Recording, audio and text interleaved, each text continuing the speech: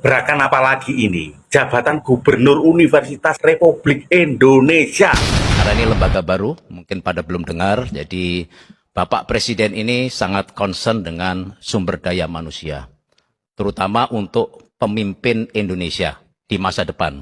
Apa yang dimaksud dengan Gubernur Universitas ini? Apakah universitas itu perguruan tinggi? Kenapa harus ada institusi baru, ada jabatan baru?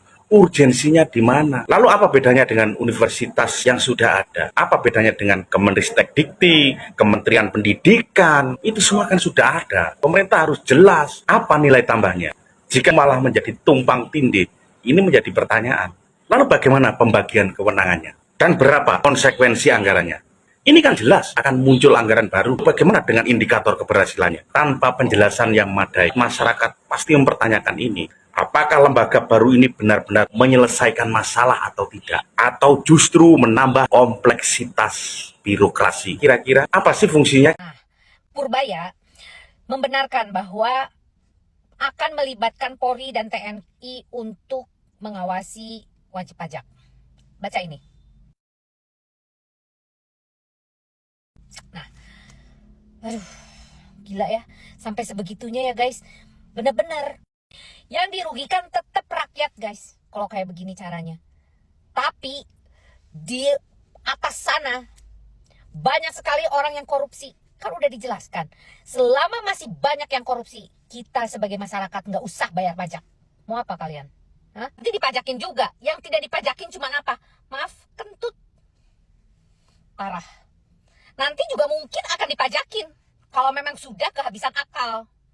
Ya enggak? Coba dong berpikir. Pajak itu harus bisa disalurkan kepada orang-orang yang memang membutuhkan. Seperti apa? Guru-guru honorer. Pendidikan yang harusnya kalian perhatikan. Bukan yang terus-menerus MBG terus yang dikerjakan itu. Di situ udah jelas ladang-ladangnya korupsi di sana. Tapi tetap dipertahankan. Saya bingung ya. Apakah mempertahankan MBG itu adalah bentuk dari penggalangan dana karena udah beberapa kali mencalonkan? Gimana sih guys? Ngerti nggak maksudnya? Gue nggak mau ngejelasin lebih lanjut loh. Tapi aneh gitu loh, aneh gitu. Karena ya itu tadi, kok banyak sekali yang terlibat di dalam MBG itu, tapi mereka pura-pura budek. Kopdes merah putih juga di situ ladang korupsi. Lucunya lagi, pengadaan kipas angin 1,8 triliun guys. Coba kalau itu dialokasikan untuk pendidikan. Nggak akan ada tuh anak-anak siswa melewati sungai-sungai yang lebar terus jalannya pakai apa itu, askom lah segala macam, pakai tali segala macam. Yang kemungkinan itu enggak. Aduh guys, beneran aku speechless ngomongnya nih guys. Terus-terusan ngomongin masalah kayak begini. Kita tetap guys harus koreksi terus yang namanya pemerintah. Kalau terus-terusan menjerat rakyat. Setuju nggak kalian guys? Yuk share, repost, dan jangan sampai hal ini benar-benar memberatkan rakyat. Duwe presiden koplak ya ge iki. Eneng to presiden ngusir rakyat dhewe. Lah rumangsatimu Indonesia ki milik pribadimu ngono to, Pak. Indonesia ki milik rakyat Indonesia. Sampai ki dadi presiden ki mung 5 tahun. Sing milih yo rakyat, sing bayar yo rakyat. Nah Indonesia iki ora enek rakyat iki arep mimpin apa? Padha tunggak gapuk sing ra kanggo gawe. Kok men sampean ki ngusir rakyat, sampean wis sing pindah nek luar negeri kono. Kira-kira ditampa apa ora? Nek ora ya sampean pindah nang alam barzah ngono wae malah jelas ditampane kuwi. Kalau misalnya ada yang atas nama kritik kemudian kritiknya sama dengan misalnya hentikan atau bubarkan MBG, bubarkan BGN, saya kira itu bukan kritik, bukan ranah kami untuk hentikan atau membubarkan BGN. Ya. Makan bergizi adalah tender politiknya Presiden Prabowo. Direncanakan jauh-jauh hari, disampaikan di momen kampanye, dan kemudian beliau terpilih jadi presiden.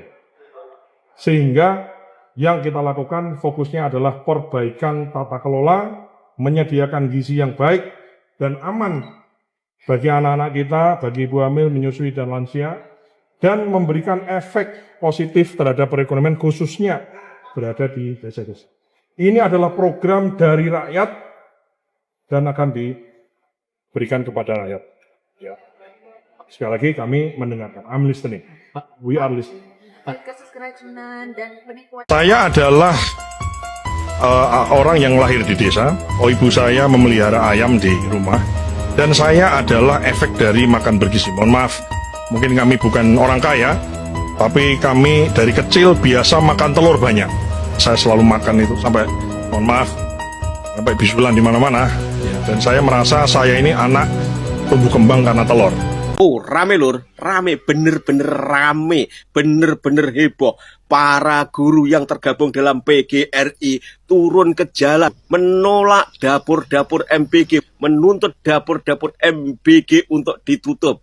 MBG tidak bermanfaat untuk para anak didik. Kalau mereka sudah turun ke jalan seperti ini, apakah pemerintah tetap tutup mata?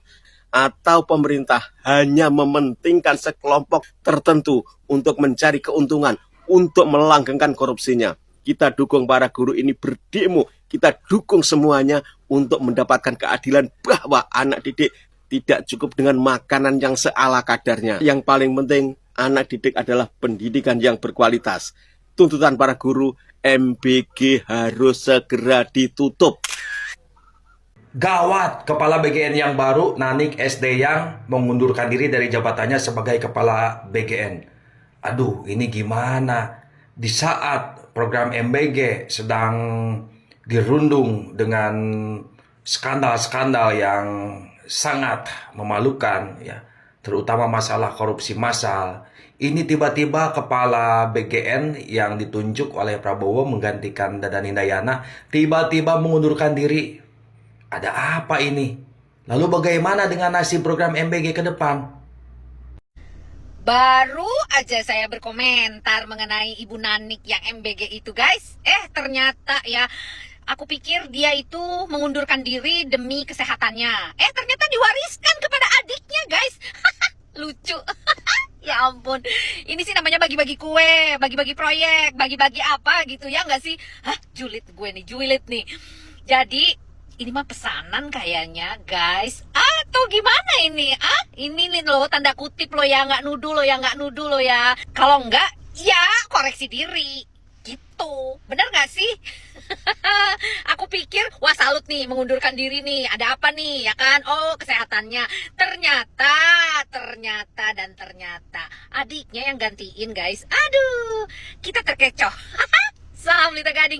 Gimana menurut kalian, guys? Aduh, aneh ya. Bukan diberhentiin, malah diterusin.